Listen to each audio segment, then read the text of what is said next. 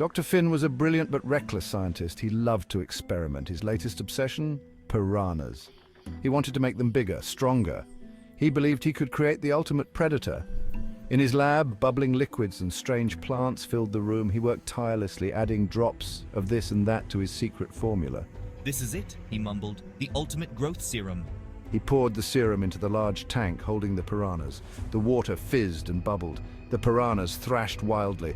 Dr. Finn watched with anticipation. Suddenly the tank exploded. Glass shattered everywhere.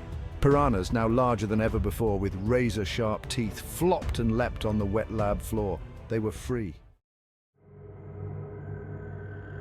Miss Lily, the school science teacher, heard the commotion. She rushed towards Dr. Finn's lab. "Dr. Finn, what have you done?" she cried, seeing the chaos and the monstrous piranhas. Dr. Finn, covered in cuts and bruises, could only stammer. They grew too big. Escaped." Miss Lily's heart pounded. She knew about piranhas. She knew how dangerous they were, and these were colossal. She had to warn the students. She herded the terrified students into her classroom. "We're locked in," one student cried. Miss Lily, trying to stay calm, explained the situation. "We need a plan," she said, "and we need to work together." The classroom was buzzing with fear and ideas. "We can fight them," shouted a brave but foolish boy. "No, we need to outsmart them," said another. Miss Lily listened patiently. She knew they had to act fast. The piranhas were hungry. They were already trying to get in. "We need to reach the back exit," Miss Lily announced, pointing to a door at the back of the classroom. "It leads to the schoolyard." The problem, the hallway was flooded. Flooded with what? You guessed it, piranha-infested water? They needed a distraction, something to lure the piranhas away from the hallway. "Meat?" yelled a student. "We can use meat from the cafeteria." It was a long shot, but it was all they had. They gathered whatever scraps of food they could find. One brave student volunteered to toss the food down the hallway, hoping to lure the piranhas away. The student flung the food as far as possible.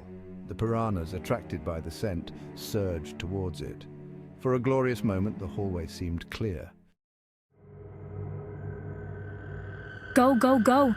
Miss Lily urged the students towards the back exit. They ran as fast as they could, their hearts pounding in their chests, but it was too late. The piranhas were quick. They had devoured the food in seconds and were already returning. They blocked the hallway, their sharp teeth bared, their eyes glinting in the dim light. The students were trapped. Panic threatened to engulf them, but Miss Lily, ever resourceful, noticed something. The piranhas were attracted to movement. "Don't move," she hissed. The students froze, holding their breath. The piranhas, confused by the sudden stillness, slowed down. They circled the students, their bodies bumping against each other in the cramped hallway. "We can't stay here forever. They'll get us eventually." Section 7, a desperate plan. Thinking fast, Miss Lily grabbed a fire extinguisher from the wall. "This might be our only chance." She aimed the extinguisher at the piranhas and squeezed the handle. A thick cloud of foam engulfed the hallway, momentarily blinding the creatures. The piranhas, disoriented and confused, thrashed about in the foamy water. Section 8, a costly victory. "Now!" This was their chance. The students made a run for it, pushing through the foam, dodging the thrashing piranhas. One by one, they made it to the back exit. Miss Lily, the last one out, slammed the door shut, just as a giant piranha snapped its jaws at her heels. They were safe, for now, but the victory was bittersweet. Not everyone had made it. Section 9, the aftermath. Miss Lily gathered the surviving students in the schoolyard. They were shaken but alive. They watched in horror as the giant piranhas continued to thrash inside the school. Trapped but still dangerous. Fire trucks arrived, sirens blaring. Firefighters worked tirelessly to control the situation, eventually capturing the escaped piranhas. Section 10, a lesson learned. As the sun rose, casting a golden glow over the school, Miss Lily and the students sat together, sharing a moment of quiet reflection. The events of the night were etched into their memories. Dr. Finn made a terrible mistake. He didn't think about the consequences of his actions. He let his curiosity get the better of him. We must all remember that even the most exciting experiments can have dangerous consequences if we don't think them through.